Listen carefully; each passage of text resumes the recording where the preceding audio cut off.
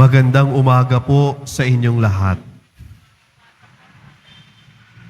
Mga kapatid, sa ating unang pagbasa mula sa sulat ni San Pablo sa mga taga-Roma, narinig natin ang pananampalataya ni Abraham.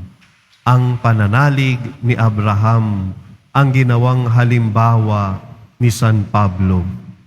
At dahil sa kanyang pananalig, matutupad ng Diyos ang kanyang pangako. At ang Diyos ay tapat sa kanyang pangako. Laging tinutupad ng Diyos ang kanyang pangako. Nagtiwala si Abraham, buong pananalig ang ibinigay ni Abraham sa Diyos. Hindi siya nagduda, bagkus buong tiwala at pagpupuri ang ibinigay niya sa Diyos. Mga kapatid, alam ninyo, sa buhay namin, sa buhay natin, marami tayong mga pagsubok na pinagdaraanan. Marami tayong mga problema na tila ba nagkapatong-patong na. Ang daming pinagdadaanan na tila hindi na maubos-ubos. Nabibigatan sa mga pasanin sa buhay. Sunod-sunod na ang dumarating na pagsubok. Ang iba, nahihirapan makahanap ng trabaho. Ang iba, problema sa pamilya. Ang iba naman, may sakit. Ang iba, nahihirapan sa pag-aaral o kaya naman ay hindi makapag-aral. Ang iba, kinakapos sa pera at wala nang panggastos sa araw-araw. Iba-iba tayo ng pinagdadaanan sa buhay. Iba-iba tayo ng hinaharap na problema. Ang tanong, paano mo ito hinaharap? Paano mo pinagtatagumpayan ang mga suliranin na ito? Nawa, makita natin ang pagkilos ng Diyos sa ating buhay. God is truly at work in our lives. He touches us. He transforms us at mahal na mahal tayo ng Diyos.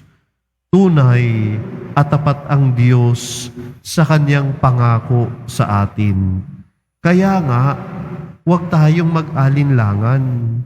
Ibigay natin ang ating buong tiwala sa Diyos tulad ng pagtitiwala at pananalig ni Abraham. Hayaan natin ang Diyos ang kumilos sa ating buhay. Minsan madali tayong panghinaan ng loob. Minsan dahil hindi ang gusto natin ang nasunod, madali na tayong sumusuko. Kaya nga, magandang tanungin natin ang ating sarili, hinahayaan ba natin ang Diyos ang kumilos sa ating buhay? O tayo na ang nagiging Diyos-Diyosa ng buhay natin? Tayo ba ay sa Diyos nagtitiwala o sa sarili nating lakas ang ating tiwala? Kasi mga kapatid, magandang alam natin ang papel ng Diyos sa buhay natin. Magandang malinaw sa atin kung sino ang Diyos sa buhay natin. And once we know God's role in our life, we will let Him work in our life. We will let Him touch our life. We will have faith in Him, and we will let God be God in our life. Hayaan natin maging Diyos ang Diyos sa buhay natin. And as we let Him be God in our love, let us put our faith in Him. Let us put our trust in Him. Let us accept and acknowledge that God is truly working in our behalf. Just be patient, persevere, and keep entrusting God. Put your hope in God alone, because God will never fail us. God will never abandon us. Naalala ko yung isang pelikula sa Metro Manila Film Festival. Ang pamagat ay Tanging Yaman. At sa isang eksena sa pelikulang ito, nagtanong si Shaina kay Gloria Romero, "Lola, hindi ho ba siya nalilito?" "Sino?" Sabi ni Shaina, "Ang Diyos po."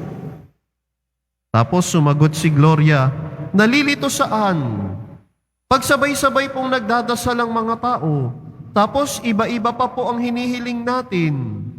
Lahat po ba tayo naririnig ng Diyos?" At napakaganda nung tugon ni Gloria Romero. Kahit yung hindi binibigkas ng ating bibig at yung mga lihim na dinadaing ng ating mga puso, naririnig niya yun.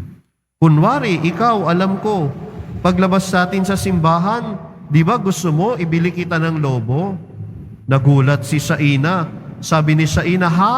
Paano niyo po nalaman?" Tapos sabi ni Gloria, "Kasi mahal kita. Kahit di mo sabihin sa akin, alam ko kung ano ang makapagpapasaya sa iyo. Ganoon din ang Diyos. Alam niya kung ano ang makapagpapasaya sa atin dahil mahal niya tayo. Kahit anong hilingin ko, ibibigay niya?" Tanong ni Shaina. At sabi ni Gloria, "Kung ito ay makakabuti sa iyo, ngunit kung hindi, bakit niya ibibigay?" Minsan, dahil sobra tayong apurado, akala natin hindi tayo dinidinig ng Diyos.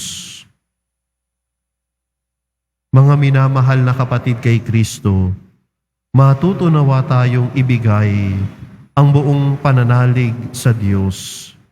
Alam ng Diyos ang laman ng ating mga puso. Alam ng Diyos ang daing ng ating kalooban. Hayaan natin na kumilos ang Diyos sa ating buhay. Ang focus natin ay ang Diyos at hindi ang kayamanan. Tulad nga ng sinabi sa ating ebanghelyo ngayon, ang buhay ng tao ay hindi sa laki ng yaman. Hindi sa yaman nasusukat ang buhay ng tao. Kaya nga sa Diyos natin ilagay ang ating tiwala at hindi sa kayamanan. Hindi madadala ang kayamanan sa kabilang buhay. Ngunit ang kabutihang ipinapakita natin sa kapwa ay sumasalamin ng pagmamahal natin sa Diyos. Kaya nga, huwag tayong magsawa na magtiwala sa Diyos at gumawa ng kabutihan sa kapwa, sapagkat ang Diyos ay tapat sa kanyang pangako, sapagkat kailanman hindi ka pababayaan ng Diyos, hindi ka nag-iisa. Ang Diyos na mapagmahal at maawain ay laging nasa iyong piling.